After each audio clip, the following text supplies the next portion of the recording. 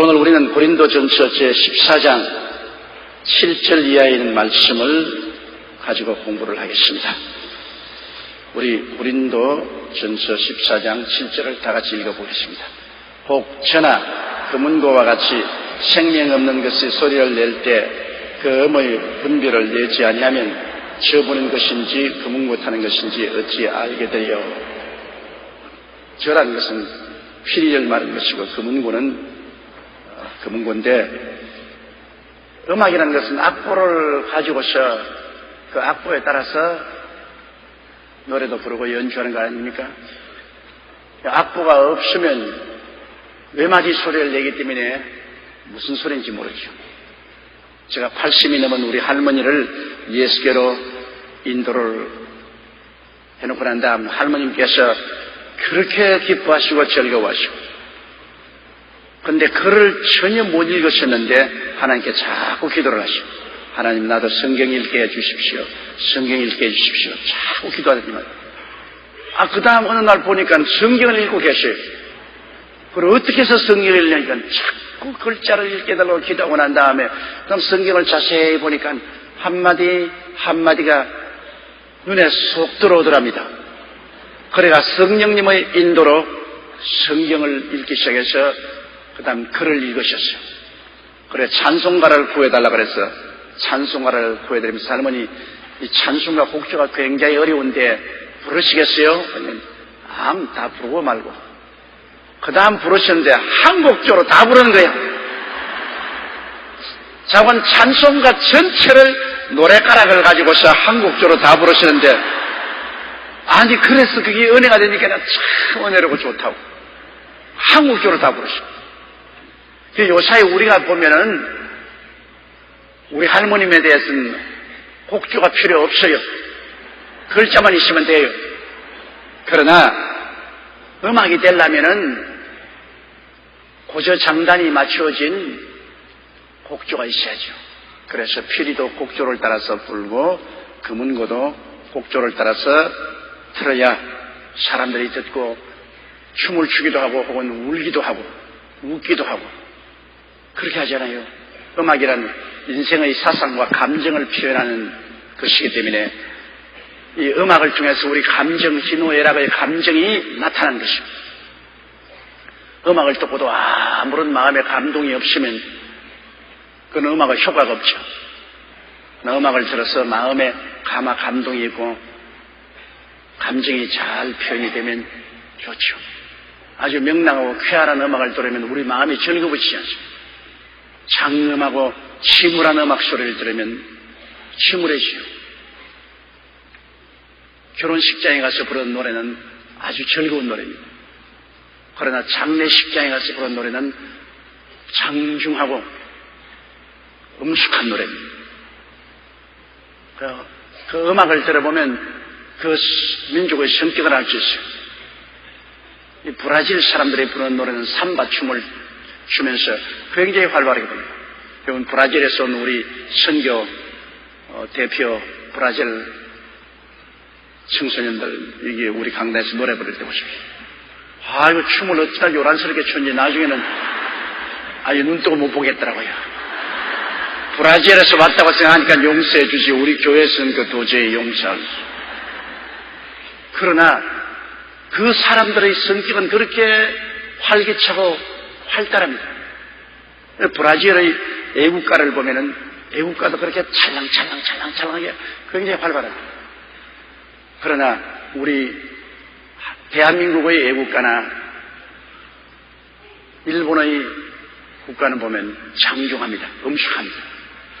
그러나 미국의 애국가는 굉장히 신흥국가처럼 활기차고 힘이 있습니다.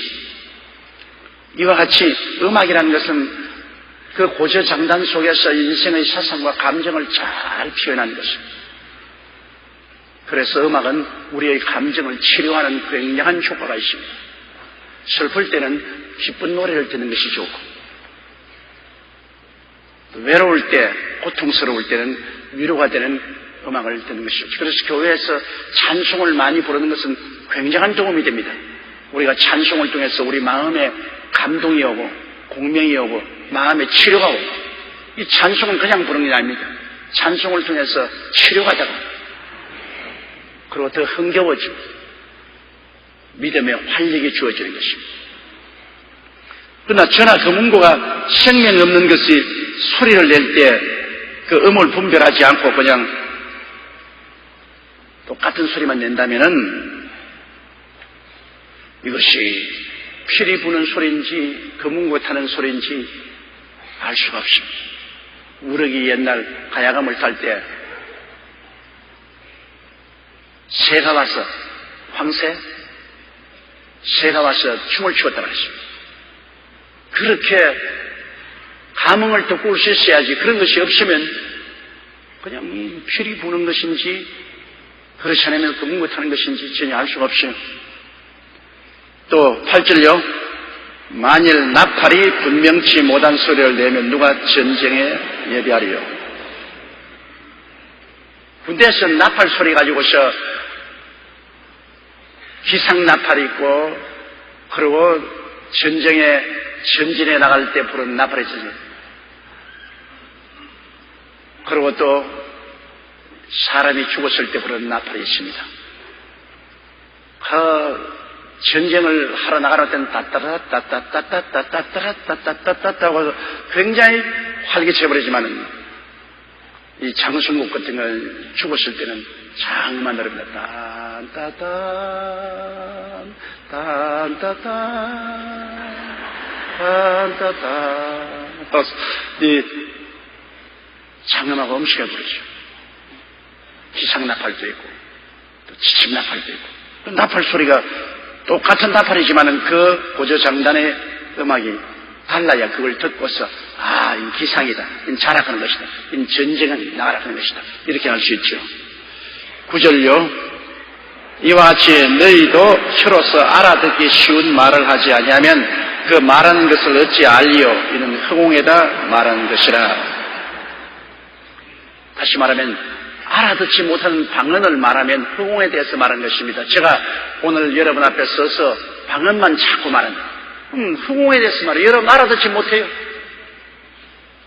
그러니 여기 와서 아니에서도 예배에 아무런 효과가 없습니다. 말씀을 알아들어야 믿음은 들음에서 나오는데 아무런 믿음에 도움이 안 되죠. 방언은 알아듣지 못하는데 아무 효과가 없는 것입니다. 방언은 통역이 없으면 나와 하나님 사이에 하는 것이다. 나와 하나님 사이에는 알아듣지 못하더라도 방언은 굉장한 효과가 있는 것이니까 나와 하나님 사이에 하는 것이다. 사람 앞에 서서 말할 때는 통역이 있으면 몰라도 통역이 없을 때는 방언은 알아듣지 못하기 때문에 필요가 없는 것이죠. 외국 사람들도 와서 외국어를 말하는데 알아듣지 못하면 어떻게 합니까? 이 미국 사람이 와서 통역이 없이 영어로만 자꾸 하면 못 알아듣는 사람은 아무 효과도 없지 않아요. 온 소련 사람이 와서 소련어를 가지고서 막 말을 하면 소련어를 모르는 사람은 무슨 의미인지 전혀 모르잖아요. 허공의 말을 따르는 것입니다. 10절요. 세상의 소리의 종류가 이같이 많되 뜻없는 소리도 없나니. 세상에 여러 가지 바람 소리도 있고 물 흐르는 소리도 있고 새들 우는 소리도 있고 짐승의 꾸함치는 소리도 있고 사람의 말도 있는데 그 소리들이 다 그 내용에는 의미가 있는 것입니다. 여러분 물이 흐르는 소리도 그렇잖아요. 봄철에 얼음이 녹으면서 물이 돌돌돌 흐르는 것은 그 뜻이 있어요. 봄이 온다, 봄이 온다, 봄이 온다는 그 소리가 있지 않습니까? 소리의 의미가 있어요. 파도가 쫙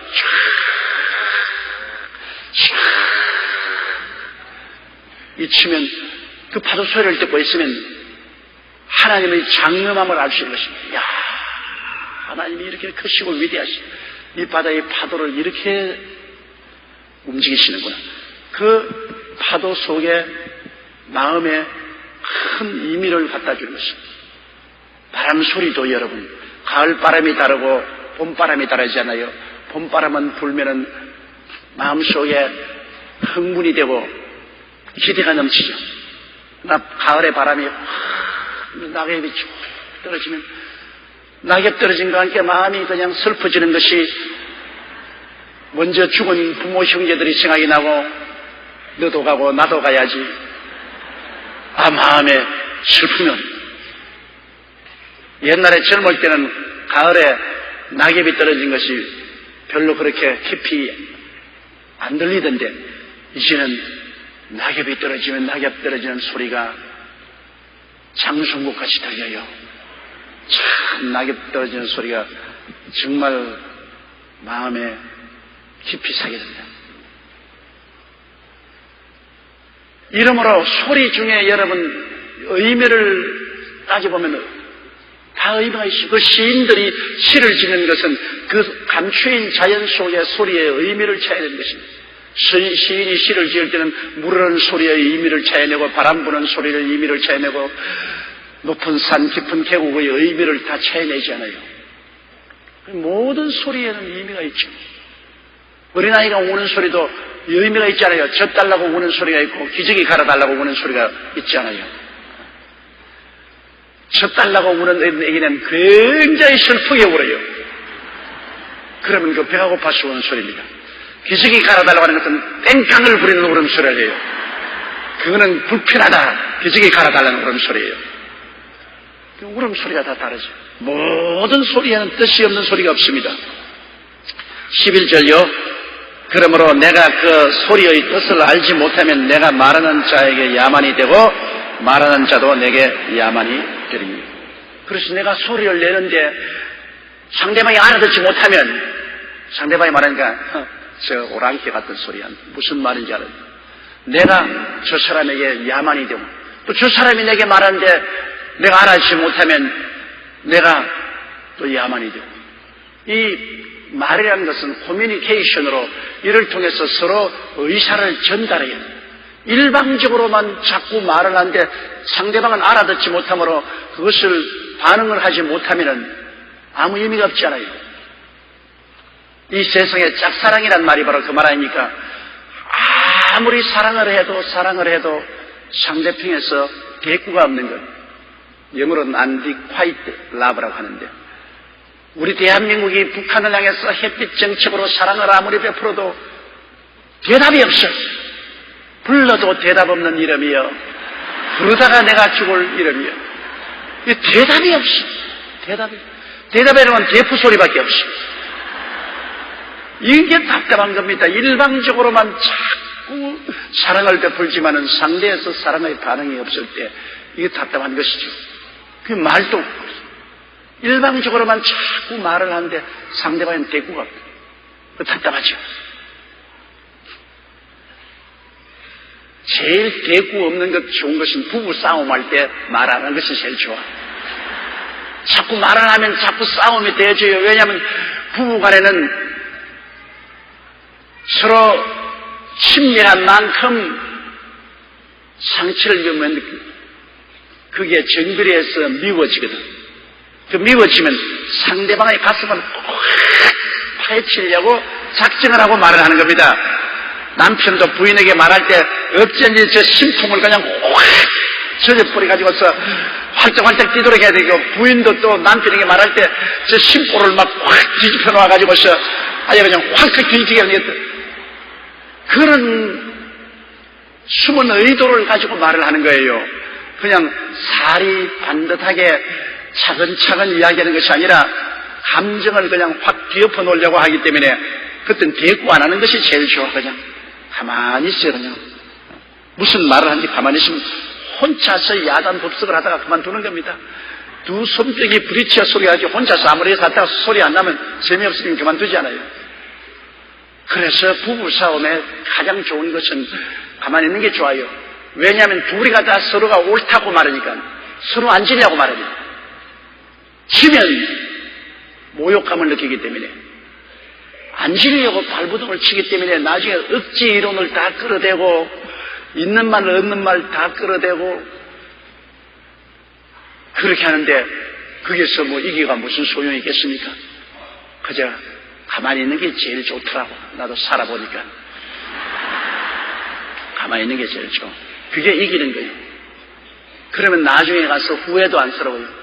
쓸데없는 말 막 해놓고 난 다음에 나중에 전쟁이 다 끝나고 연기가 다 사라질 때 그때 이젠 후회스럽다고요. 내가 그 말 하지 말 걸 그랬다. 내가 잘못했다. 그리고 용서해달라고 말하니까 부끄러워서 그 말도 못하고 아유 정말로 손해가 많다. 가만히 있으면은 나중에 후회할 것이 없지 않아요. 12절요. 그러면 너희도 신령한 것을 사모하는 자인즉 교회의 덕 세우기를 위하여 풍성하기를 구하라. 하나님의 신령한 은혜를 구할 때 목적이 있어 구하는데 교회의 덕을 세우기 위해서 하라. 교회의 덕, 교회가 이를 통해서 내 신령한 은사를 통해서 교회가 성장하고 발전하고 은혜를 받도록 교회의 덕을 위해서 신령한 은사를 구하지 내 개인의 유익을 위해서 구하지 마라. 많은 사람이 자기 개인의 유익을 위해서 탐욕으로 은사를 구하다가 귀신 들린 사람 많이 있어요. 제가 오랫동안 이 성령 운동을 하다가 보니까 그런 사람을 많이 보는데요. 자기 욕심으로 하나님의 은사를 구해가 자기가 좀 유명해지고 참 은사자라고 해보고 싶어가지고서 그 산속에 들어가서 혼자서 그냥 굶어가면서 하나님 아버지 은사를 달라고 부르는데 근본적으로 교회의 덕을 위해서 하지 않고 자기 스스로를 나타내기 위해서 하니까 탐욕 아닙니까? 하나님은 탐욕이 아니거든요. 하나님은 사랑이시지. 탐욕은 마귀니까 그냥 그 구한데 마귀가 덥석 들어와가지고서 귀신이 들려가지고서 은사 받았다고 교회 와가지고서 뜨는데 보면 눈이 휙 돌아갔어요. 보면 대만 눈만 보면 알아요. 눈이 딱 초점이 돌아갔었다. 그래서 한번 더러운 귀신이 탐욕을 통해서 들어와 있으면 이거 정말 쫓아내는데 애를 먹습니다. 쉽게 안 나가고 세월이 오래 걸리고 그렇습니다. 사랑으로 구하면 마귀가 못 들어와요. 하나님은 사랑이기 때문에. 즉 사랑은 내가 받는 것이 아니라 주는 것이 아닙니까?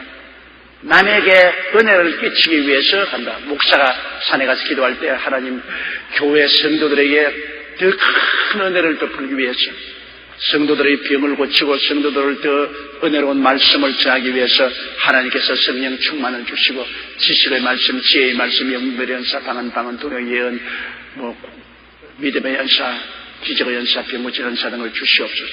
교인들을 덕되게 하기 위해서 사랑을 베풀기 위해서 해주시옵소서. 그건 아주 좋은 동기로 부르셨습니다. 그건 사탄이 못하요. 그런 기도에는 성령의 역사, 또 우리 교회 성도들 셀리드나 그렇지 않으면 평신 돌아가요. 하나님 전도하기 위해서 내가 전도를 하자니까 하나님의 능력이 필요합니다. 성령의 능력이 오시면 내가 성령의 능력으로 더 능력 있게 기도하고 능력 있게 찬송하고 전도할 수 있어. 우리 가족도 전도하고 이웃도 전도하고 또 셀리더로서 우리 세를 부흥케 하기 위해서 내가 능력이 없으니 하나님의 사랑을 베풀기 위해서 능력을 주시옵소서. 그거 괜찮아요. 그 귀신 안 들어와요. 그건 사랑을 위해서 기도합니다. 하나님 날 좀 보소.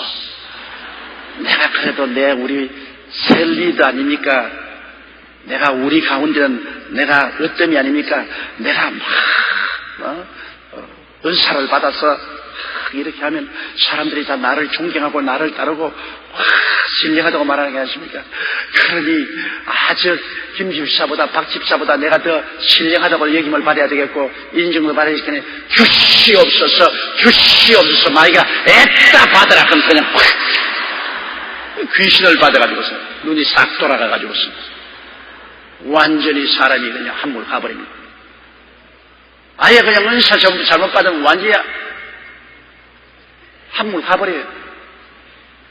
제가 목회하면서 제일 많이 어려움을 받은 것은 이렇게 은혜 받으러 산에 가서 혼자서 부렸든지 또 잘못 안수기도를 받고 탐욕으로 하다가 귀신을 받아가지고서 한물 간 사람 때문에 마음 상한 것은 말도 못해요. 왜 그러니까 누구나 남자들보다도 여자들이 거의 한물 갑니다. 한물을 가가지고서 이제 집에 돌아오면 이제 하나님이 특별히 택해서 은사를 주었다면서 밥도 안 짓죠. 애들도 안 돌보죠. 기도만 한다고 밥구석에 널리 엎드려 있죠. 보따리 살고서 그냥 구경이나 돌아다니죠. 그러면 그 가정의 남편이나 자녀들이 장성한 자녀들은 누구 원망을 하냐? 목사 원망을 합니다. 자꾸 우리 부인이, 우리 어머니가 여의도 순복음교회 나가더니만 한가닥 돌아가지고서 완전히 이렇게 되었다고 말이죠. 그게 미친 집단 아니냐. 그래가 그냥 공격을 하고 아주 괴로움을 겪습니다. 이러므로 우리가 무엇을 하나님 앞에 구하든지 사랑으로 구해야 됩니다. 다른 사람을 사랑하기 위해서, 다른 사람에게 덕을 세우고 교회에 덕을 세우기 위해서 이타적인 그 마음으로 구하면은 사탄이 먼저는, 마귀는 여러분 탐욕입니다. 탐욕은 우상숭배이기 때문에 정욕이나 탐욕을 가지고서 행하면 무엇인지 마귀의 덫에 걸립니다. 마귀가 어떻게 아름다운 말로 가지고 오더라도 정욕이나 탐욕이 그 마음의 근본 동기가 되어 있으면 마귀의 올무에 걸리게 되는 것입니다. 그러나 사랑은 하늘나라 문을 활짝 열고 성령의 역사가 공격적으로 역사하도록 그렇게 해주는 것입니다. 그러므로 우리가 하나님의 성령의 은사를 구하되, 풍성하기를 구하되, 교회의 덕을 세우기 위해서, 내 유익을 위해서 그런 게 아니라 교회의 덕을 세우기 위해서 구하라. 13절요. 그러므로 방언을 말하는 자는 통역하기를 기도할지니. 방언을 말하는 사람이 자기 혼자 하나님과 방언 말하는 것은 자기의 덕을 세우기 때문에, 방언은 기도의 언어이기 때문에 하나님께 방언으로 기도를 많이 하면 좋습니다만, 대중 앞에서 방언을 하려고 하는 사람은 대중이 못 알아들으니까 통역하기를 구하라. 하나님께서 통역을 주셔야 방언을 말하고 방언 통역을 해야 비로소 다른 사람이 알아듣잖아요. 그러므로 방언을 통역하면 예언과 같은 것인데, 그런데 이 방언 통역을 정말 사랑의 동기로 구해야지, 이것을 나의 개인의 욕심과 탐욕을 만족하기 위해서 방언 통역을 구하다가 점치는 귀신에게 걸린 사람이 간혹 있습니다. 한 100명이면 한 두서너 사람은 방언 통역을 구하다가 점치는 귀신에게 잡혀서 계속해서 점을 치는 거예요. 교회에 앉아가지고서 늘 점만 치고 있어요. 하나님의 성령은 점치는 영이 아닙니다. 하나님의 성령은 복음을 위해서 권면하고 안위하고 경고하고 교훈하고 이런 것 하지, 성령이 와서 개인적으로 점치는 일을 해가지고 오늘 장사를 갈까요 가지 말까요, 오늘 이 물건 살까요 말까요, 이 사람에게 시집갈까요 말까요, 장가갈까요 말까요, 날짜 잡아주세요, 이거 점치는 거예요. 교회 안에 앉아가지고서 예수 그리스도의 이름으로 예언하는 것처럼 하면서 점치는 귀신에게 들린 사람들이 있는 것은, 이것은 탐욕으로 통역을 구하거나 예언을 구하다가 점치는 귀신에게 잡힐 것입니다. 여러분, 하나님의 성령은 점잖합니다. 까불거리잖아요. 귀신은 까불락거려요. 아주 요망스럽고 까불하고 이렇게 하면 영락 없이 귀신. 하나님의 성령은 점잖하십니다. 거룩하십니다. 그래서 그렇게 온갖 시시비비를 다 가리고 세상 잡담 다 하고 하는 이런 거 하나님 성령이 하지 않아요. 성령은 장엄하게 우리를 교훈하시고 위로하시고 의지하시고 안위하시고 이런 일을 하시죠. 14절요. 내가 만일 방언으로 기도하면 나의 영이 기도하거니와 나의 마음은 열매를 맺지 못해. 방언 기도하면 여러분, 우리 영이 성령으로도 우리 기도하지 우리 마음은 열매를 맺지 못합니다. 우리 마음은 무슨 말인지 몰라요. 우리 영이 하나님의 성령으로 더불어 기도하죠. 방언 기도를 해보면 사람이 영과 마음과 몸으로 삼위일체로 되어 있다는 걸 분명히 알아요. 왜? 방언으로 기도할 때 내 영이 기도하는데 내 마음은 전혀 못 알아들어요. 몇 시간을 해도 영이 직접으로 성령으로 기도하고 마음 모릅니다. 그래서 내 속에 영혼이 있구나. 내 속에 영혼이 있구나. 내가 마음이 알지 못하는 말을 내 영이 하니까 내 영이 있구나. 그 다음 우리 아는 말로 말하는 것은 내 마음이 깨달은 말로 마음이 말하는 것입니다. 우리가 배워서 마음이 말하는 것입니다. 그러므로 영이 있고 마음이 있고 몸이 있지 않습니까? 그러므로 방언으로 기도하면 내 영이 기도하는 것이고 내 마음은 배워야 아는데 이건 안 배운 말을 하는 것이기 때문에 알지 못하죠. 15절요. 그러면 어떻게 할까? 내가 영어로 기도하고 또 마음으로 기도하며 내가 영어로 찬미하고 또 마음으로 찬미하라. 그러므로 방언 기도하는 사람은 이제 이거 실천적인 것입니다. 내가 기도할 때 영어로 기도하고, 근데 영이 방언으로 통해서 기도하고, 그 다음에는 너무 지치면 또 아는 말로 기도하고, 그 다음에 또 방언으로 찬송하고, 그 다음에는 또 내가 아는 말로 찬송하고, 그 기도 오래 할 수 있죠. 방언 기도를 하는 사람이 철야 기도도 할 수 있고, 오래오래 기도할 수 있는 것은 방언으로 그냥 기도 쫙 하다가, 그 다음에는 이제 또 좀 쉬면서 아는 말로 기도하고, 아는 말로 기도하다가 할 말이 없어지잖아요. 그럼 또 방언으로 기도하고, 또 방언으로 기도하다가 또 아는 말이 생각이 나면 또 아는 말로 기도하고, 그 다음 또 찬송하시면 방언으로 찬송해요. 그냥 방언으로 찬송은 그냥 곡지만 붙이면 나오는 겁니다. 방언은 내가 모르니까 못 알아듣으니까 곡지만 붙이면 희한하게 성령이 내 영으로 더불어 곡조를 만들어가요. 아주 방언 기도는 희한하게 그 곡조를 만들어갑니다. 그리고 또 그렇게 찬송 부르다가 또 지치면 또 아는 말로 우리가 아는 찬송 부르고, 이 기도를 영어로 하고 마음으로 하는 기도, 이게 얼마나 좋은지 몰라요. 저는 옛날에 한번 방언으로 찬송을 봤는데, 방언 찬송이 굉장히 장엄한 찬송이 나와요. 아주 장엄하게 슬픈 그런 장송국 비슷한 그러한 방언의 찬송이 나와서 그 찬송을 자꾸 부르고, 왜 이렇게 장엄한 찬송이 나오냐. 눈앞에 탁 갑자기 환상이 트이는데 보니까 예수님이 십자가를 짊어지고 올라가시더라고요. 십자가를 짊어지고 갈보리 산으로 올라가더라고요. 그게 바로 내가 방언으로 기도한 것이 나중에 아는 말로 적은 것이 얼마나 아프셨냐.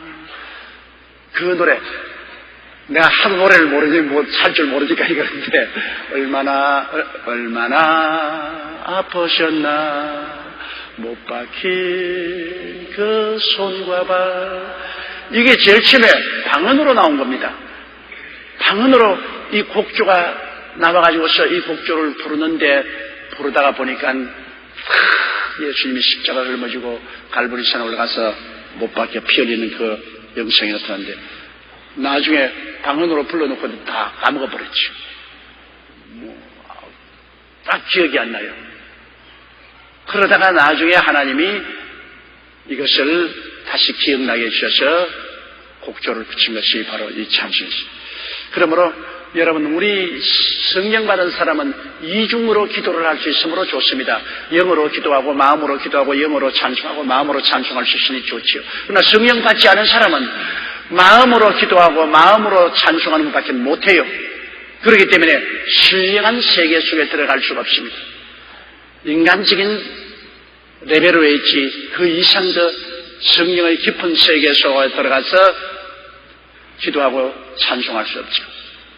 그러니까 손해가 굉장히 많죠. 신령한 세계와 교통을 할 수 없기 때문에. 저는 저 개인적으로 생각해봐도 내가 성령 받고 방언을 말하기 시작하고부터 모든 신령한 은혜를 받게 되었습니다. 성령을 체험하고 방언 기도를 계속함으로부터 시작해서 방언 기도가 영의 세계의 열쇠가 되어서 그때로부터 영적인 깊은 계시를 받기 시작했습니다.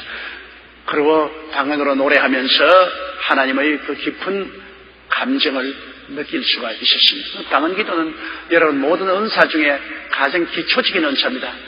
그건 남에게 알리려면 통역의 연사를 구해서 통역이 나오면 남과 같이 하나님의 말씀을 받을 수 있지만, 그건 못하면은 혼자서 기도할 때 방언으로 기도하고 마음으로 기도하고 방언으로 찬송하고 마음으로 찬송하면 이 방언 기도를 통해서 마음이 하나님의 깊은 계시를 받을 수 있는 안내자가 됩니다. 방언이 안내를 해주면 그 다음 마음이 하나님의 계시를 받을 수 있습니다.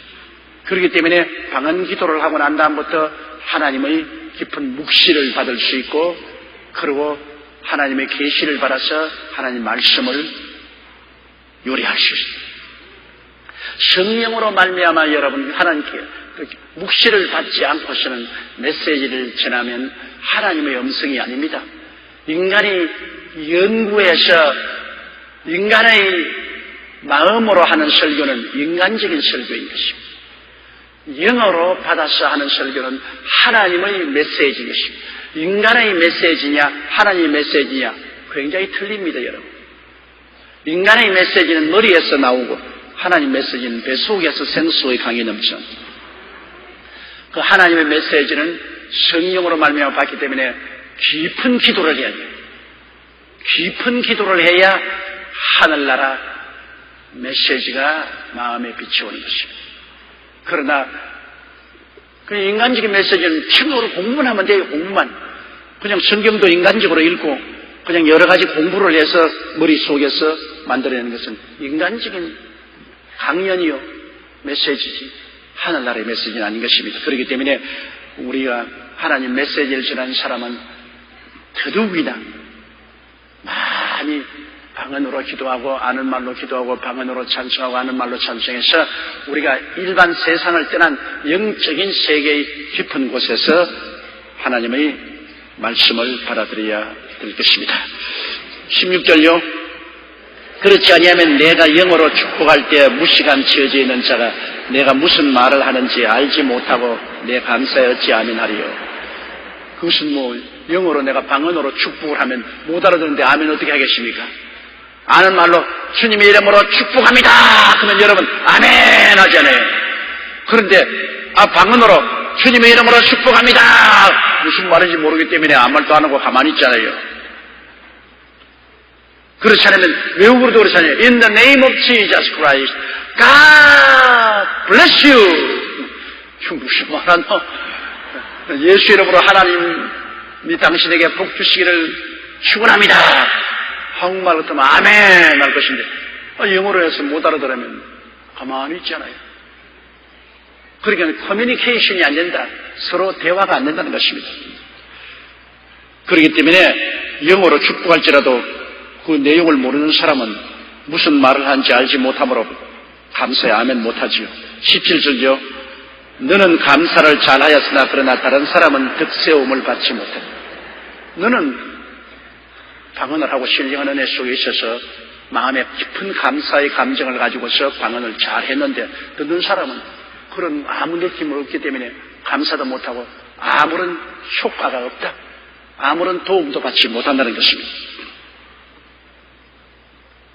그 다음 18절요. 내가 너희 모든 사람보다 방언을 더 말함으로 하나님께 감사하노라.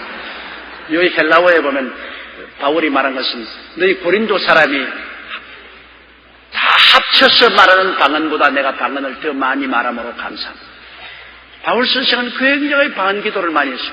감옥에 갇혀 있을 때 늘 방언으로 기도하고 천막 만들면서도 방언 기도하고 여행하면서도 방언 기도하고 바울 선생은 많은 기도를 방언을 했습니다. 그는 방언으로 기도하고 아는 말로 기도하고 방언으로 노래하고 아는 말로 노래했습니다. 그러므로 바울 선생은 그렇게 하나님의 깊은 묵시와 계시를 받을 수 있는 것은 그가 영적으로 방언을 함으로 하늘나라 영의 세계를 활짝 열어놓고 그 마음이 계시와 묵시를 받도록 한 것입니다. 이렇기 때문에 바울 선생이 예수님 12사도 이후에 부름을 받은 사도이지만은 가장 위대한 일을 하셨습니다. 만일 바울 사도가 없었으면 여러분 오늘 기독교는 이 세계에 이렇게 팽창되지 못했습니다. 바울 선생이 계시받은 로마서 같은 것은 여러분 기독교의 핵심 교리입니다. 달걀로 말하면 계란입니다. 모든 성경의 핵심이 바로 로마서입니다. 그 로마서 같은 것은 바울 선생이 기록했습니다.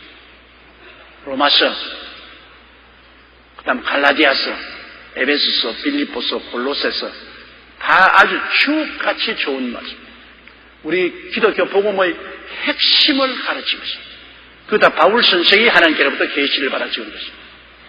베드로는 예수님의 수혜자였지만은 그러나 이런 깊은 하나님의 계시를 받아서 깊은 교리를 기록하지는 못했습니다.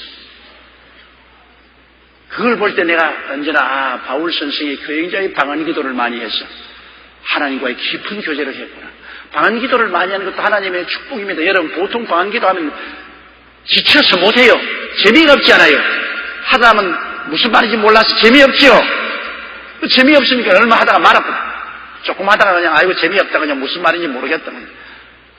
그러나 재미없는 그 방언을 1시간, 2시간 한다는 것은 굉장한 하나님의 은혜가 아니면 그렇게 못해요. 아주 인내력이 있어야 방언 기도를 오래 할 수 있습니다. 이런데 바울 선생은 그런 방언을 모든 고린도 교인들이 다 합쳐서 하는 것보다 더 많이 말함을 하나님께 감사한다고 말한 것입니다. 19절요. 그러나 교회에서 내가 남을 가르치기 위하여 깨달은 마음으로 5마디 말을 하는 것이 1만마디 방언으로 말하는 것보다 나으니라. 맞죠? 공중 앞에 서서 말할 때는 아는 말로 5마디 하는 것이 일반 마디로 방언 말하는 것보다 낫다. 왜? 5마디 아는 말로 말하면 알아듣고 아멘하지만 알아듣지 못한 방언 1만마디 할 때는 아무도 아멘하지 않습니다. 그러므로 대중 앞에 서서 말할 때는 아는 말로 하라. 대중 앞에서. 그러나 혼자서 하나님께 기도할 때는 많이 방언으로 기도함으로 영적인 신령한 세계 속에 들어가서 하나님 말씀과 계시를 받고 그 계시와 깨달음을 받은 것은 아는 말로 사람들 앞에 말하라. 그러면 제가 방언으로 여러분 설교하지 않잖아요. 제가 여러분 앞에 방언으로 설교했으면 여러분 나중에 수요일날 텅텅 빌 거요. 못 알아들으니까 안 오지요. 그러나 제가 혼자 있을 때는 방언으로 많이 기도해서 하나님의 신령한 세계 묵시와 계시도 받고 은혜를 받아가지고서 여러분 앞에 설 때는 아는 말로 하는 거예요. 방언으로 기도하고 성령의 충만이 오면은 참 놀라운 일이 납니다. 내가 늘 하나님께 말하면 하나님 나는 돌대가리인데 성령이 오시면 금머리가 됩니다. 진짜요.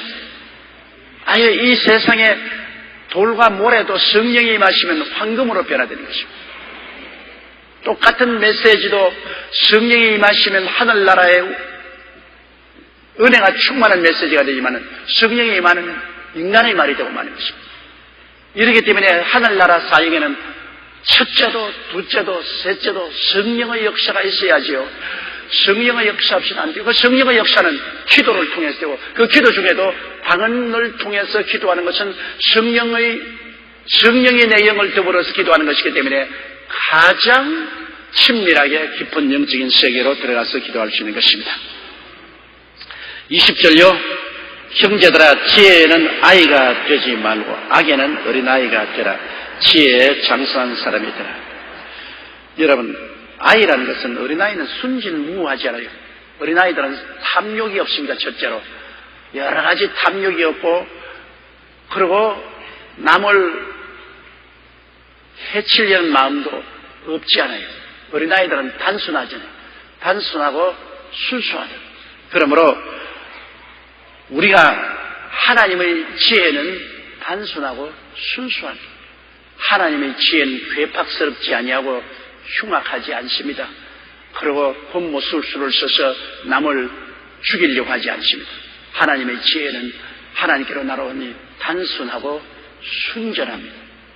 그래서 하나님의 지혜는 그를 통해서 사람을 살리는 그런 역사를 하는 것입니다. 그렇기 때문에 형제들아 지혜는 아이가 되지 말고 악에는 어린아이가 되라. 악에는 어린아이가 되라.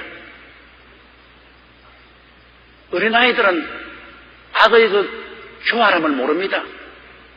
어린아이들이 여러분 사기치는 거 보았습니까? 어린아이들이 살인하지 않지 않아요. 어린아이들이 남을 속이고 남을 못살게 하지 않잖아요. 그러므로 이 세상에서 순전한 사람이 되라 그 말인 것입니다. 아주 악한 꾀를 이루고 어른들처럼 간교하고 간사하고 거짓부리하고 그렇게 하지 말고 악인 어린아이처럼 되어서 단순하고 순진하게 되라. 그러나 지혜는 우리가 장성한 사람이 되어서 사물을 분별할 수 있게 선은 장성한 사람처럼 되어서 선하고 착하게 해야 돼요.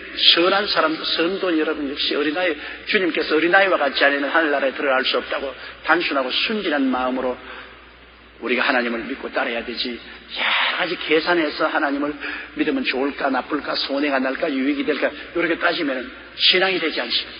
하나님 앞에서는 단순하고 순진한 마음으로 전심을 다해서 믿고 순종을 따라가는 것이 그것이 진실한 신앙이고 그것이 참된 지혜가 될 수 있는 것입니다. 그러므로 우리는 방언을 말하는 것이 우리가 사리로 생각해 보라는 것입니다. 지혜롭게 생각해 보면 사람들 앞에서 방언 말하는 것이 지혜로운 것이겠는가? 아니죠. 못 알아듣는 혼자만. 그러므로 방언을 사용하는 것은 여러분 장성한 사람처럼 사리에 맞게 방언을 써라. 천지를 분별하지 못하고 어린아이처럼 그냥 막 떠들어 제끼면서 쓰면 안 된다 그 말인 것입니다. 21절에요.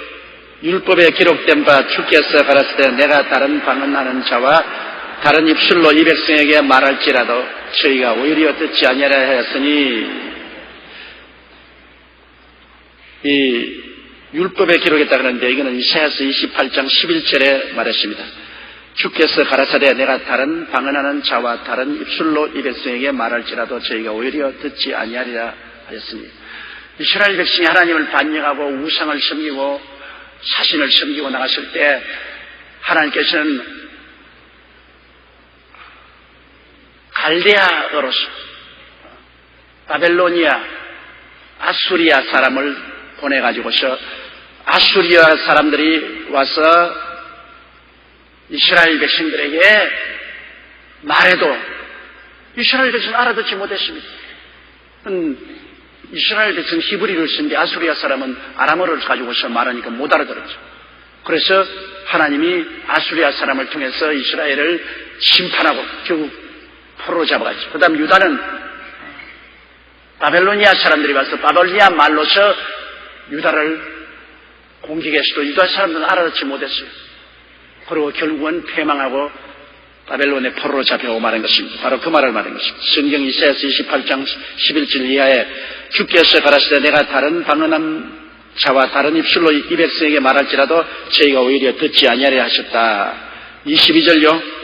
그러므로 방언은 믿는 자들을 위하지 않고 믿지 아니하는 자들을 위하는 표적이나 예언은 믿지 아니하는 자들을 위하지 않고 믿는 자들을 위함이다. 방언은 못 알아들었는데 안 믿는 사람들이 방언하는 것을 보면 신기하게 느낍니다. 그리고 또 안 믿는 사람들이 와서 보면 이 방언을 말하는데 혹시 다른 나라 사람인데 그 외국어를 배우지 않은 사람이 자기 나라 말로 하니까 이건 정말로 하나님의 기적이구나. 그걸 알 수 있습니다. 제가 성령을 받기 전에 병원에서 일하고 있을 때였습니다.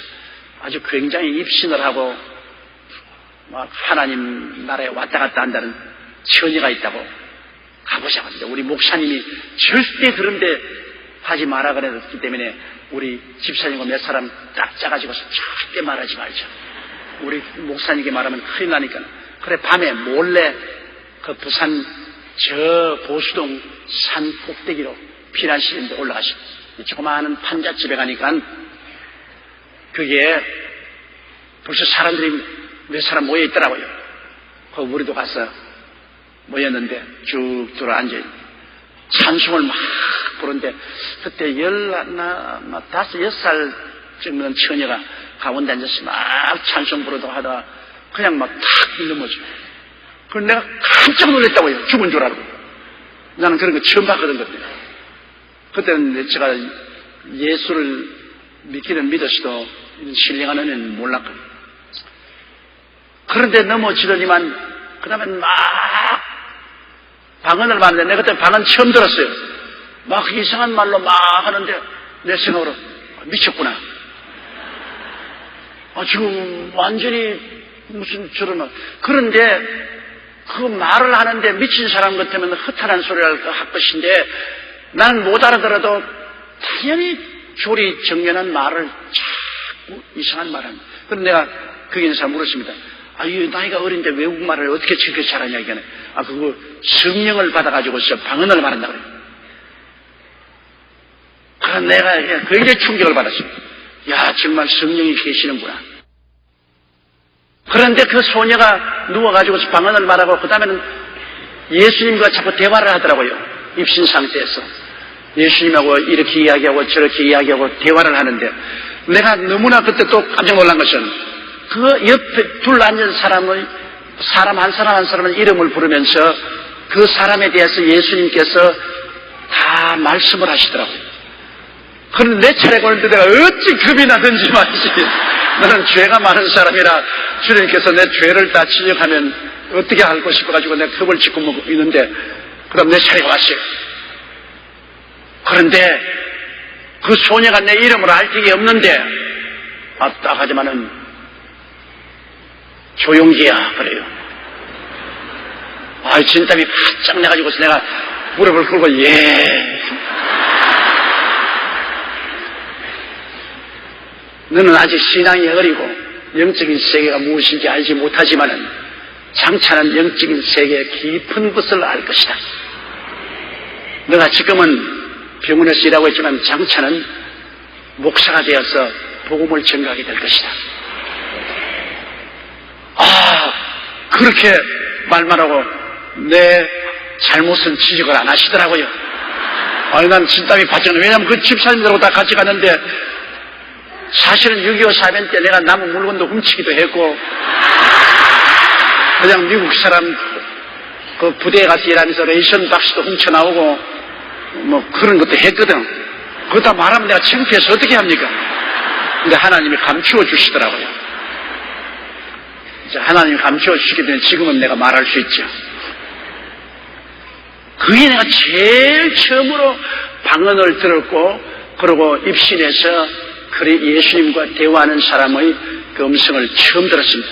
그때 굉장히 내가 하늘나라가 정말 있구나, 정말로 예수님이 살아계시구나 하는 것을 느끼게 되었습니다. 이와 같이 이 방언을 말하고 또 방언 통역을 하고 이렇게 하면은 믿지 않는 자들에게는 아주 신기하고 정말 하늘나라가 있구나 하는 둘이 삼겠습니다. 그러나 예언은 예언은 설교거든요. 예언은 즉 설교에서 우리가 권면하고 안위하고 위로하고 경고하고 하는 이 설교는 우리가 하면은 주로 설교는 믿는 사람들 중심으로 하잖아요. 전도 강연은 안 믿는 사람 중심으로 하지만은 교회에서 설교하는 것은 믿는 사람들에게 덕을 세우고 안위하고 위로하고 신앙이 자라기 위해서는 제가 여러분 설교하더라도 여러분에게 하는 설교하고 제가 저 아프리카나 동남아나 가서 설교 안 하고 내용이 틀립니다. 거기에는 완전히 죽을 주는 거예요. 어려운 말은 할 수 없습니다. 안 믿는 사람에게 어려운 말을 설교를 어떻게 합니까? 아주 단순하게 어린아이도 알아들을 수 있도록 정말 간단한 설교를 하는 겁니다. 그 사람들에게는. 그러나 교회에 와서는 성경의 깊은 말씀을 설교하고 하나님의 깊은 계시를 말할 수 있는 것은 이것은 교회는 이미 예수 믿는 사람들을 양육하기 위해서 하는 것입니다. 그렇기 때문에 예언은 설교인 것입니다. 양육하기 위해서 하는 것이므로 믿는 자들을 위한 것이지만 방언이나 방언 통역 같은 것은 안 믿는 자들을 위해서 그들을 하나님이 살아계신 것을 깨달을 수 있도록 하는 그러한 일을 방언으로 설교하지는 않아요. 방언은 그냥 단순하게 하나님의 뜻을 나타내는 것이기 때문에 양육하는 데 방언은 아무 효과가 없습니다. 그러나 예언은 설교를 통해서 성도들을 양육하는 데 큰 도움이 되지 않습니까? 23절요. 그러므로 온 교회가 함께 모여 다 방언으로 말하면 무식한 자들이 믿지 아니하는 자들이 들어와서 너희를 미쳤다 하지 않겠냐. 그러므로 방언을 할지라도 방언 통역을 할지라도 몇 사람들 모인 가운데서 개인적으로 하면 몰라도 온 교회가 다 방언으로 말하고 안 믿는 사람이 와서 도저히 아주 혼란스러워 견디지 못하면 미쳤다고 하겠죠. 그러므로 이 방언은 이 바울이 우리에게 말하고 싶어하는 것은 방언은 언제나 안 믿는 사람들을 알 수 있도록 통역을 하면 효과가 있을 때 통역을 하지 못하거들랑 방언은 대중 설교할 때나 대중이 모인 앞에서는 하지 말라고 하는 그것을 가르쳐 주려고 하는 것입니다. 24절요.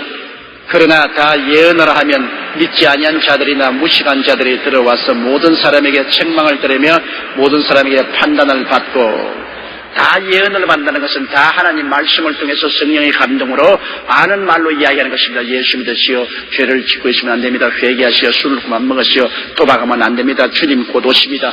이런 말을 다 들으면 그들이 야, 이거 정말로 잘못된 생활을 회개하고 올바르게 살아야 되겠구나. 마음의 변화를 가져올 수 있다는 것입니다. 방언은 못 알아들으니까 미쳤다고 하지만 알아듣는 말로 성령의 충만함을 가지고서 예언적인 설교를 합니다. 예언적인 설교를. 그러면 그 설교를 듣고 교훈을 받고 또 꾸중을 듣고 충격을 받고 변화를 받을 수가 있는 것입니다. 25절요. 그 마음에 숨은 일이 드러나게 되므로 엎드려 하나님께 경배하며 하나님이 참으로 너희 가운데 계시다 전파리라. 마음의 충격을 받고 회개하고 와, 하나님이 정말 살아계시구나. 변화를 받는다. 오늘 또 저에게 편지 한 통이 왔는데 그 편지에 보니까 어떻게 해서 목사님이 내 마음의 비밀을 다 압니까? 내가 딱 아무도 모르게 마음에 딱 품고 있는 생각을 주일날 가면은 내 속을 들여다본 듯이 말을 하는데 목사님이 어떻게 내 마음을 들여다봅니까? 그 비결을 좀 말씀을 해 주십시오. 나는 그 사람이 누군지도 모르고 그 마음을 들여다본 적도 없어요. 그러나 성령이 알고 계시니까 성령이 그 사람에게 꾸짖기도 하시고 위로도 하시고 격려도 하시고 힘도 주시고 생명을 주시고 이런 역사를 해요. 그러므로 아는 말로서 예언적인 설교를 할 때 그 아는 말로 하는 예언적인 설교는 많은 사람에게 감추인 것을 드러내게 하고 깨닫게 하고 통에 잡아가게 하고 위로를 주고 믿음에 힘을 주는 것입니다. 그렇기 때문에 강단의 설교는 다 예언적인 설교를 해야 되는 것입니다. 성령의 기름 부음을 받아서 레마를 받아서 예언적인 설교를 해야 성도들이 가만히 하나님이 날 보고 하시는 말씀이구나. 그런 때가 많죠, 여러분. 하나님이 날 보고 하시는 말씀이구나. 하나님은 우리를 사랑하기 때문에 우리를 창피하게 만들지 않기 위해서 죄를 꾸짖더라도 한 사람을 불러서 지적해서 하지 않고 설교를 통해서니까 하나님 지금 날 보고 하는 것이다. 사람들 앞에 창피한. 그러나 사람도 모르잖아요. 회개하고 하나님이 날 위로하시는구나. 나를 격려하시는구나. 나에게 지혜를 주시는구나. 은혜를 주시는구나. 그것은 예언적인 설교를 통해서 말씀을 전가할 때 성령이 오시면 그렇게 할 수 있습니다. 저는 종종 설교할 때 느끼는 것은 전혀 내가 계획하지 않은 말씀이 마음속에 부어질 때가 꼭 있습니다. 주일날 설교할 때 대개 주일 설교 원고는 하나님께 기도해서 레마를 받아가지고서 서론, 본론, 결론을 다 적어서 나오거든요. 그런데 그 하나님께서 받은 레마를 가지고 설교를 한데도 불구하고 도저히 내가 상상도 하지 않은 하나님의 말씀이 마음속에 막 이렇게 퍼부어 들어와요. 그거는 이제 예언의, 직접 예언으로 하나님 주시는 것이죠. 그러면 그 말을 내 설교 중에 잡아서 해요. 옛날에 내가 뭣도 모를 때는 왜 이런 말이 들어오노 내가 나가라. 정신 시끄럽다. 왜냐, 내가 정해놓은 설교를 하는데 다른 말이 들어오니까 다른 말을 받아서 하고 나면 나중에 내가 무슨 말 하는지 몰라가지고서 아주 곤란할 때 있으니까 그 예언의 말씀이 오더라도 다 체크해버리고 내가 이미 원고 작성한 대로만 설교를 했는데 그건 경험이 없고 어리석을 때 그렇게. 그래서 하나님께 꾸중도 많이 들었어요.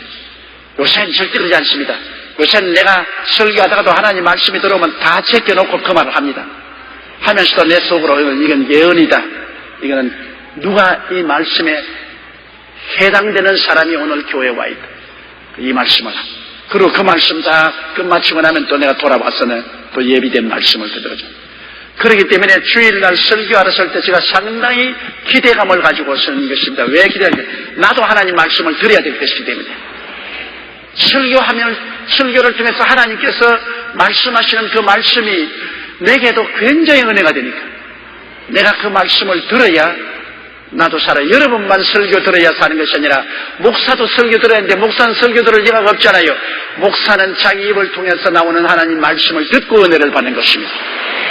성도들은 목사 입을 통해서 목사는 자기 입을 통해서 나오는 하나님 말씀을 듣고 은혜를 받는 것입니다. 그래서 성도도 살고 목사도 살게 되는 것이죠.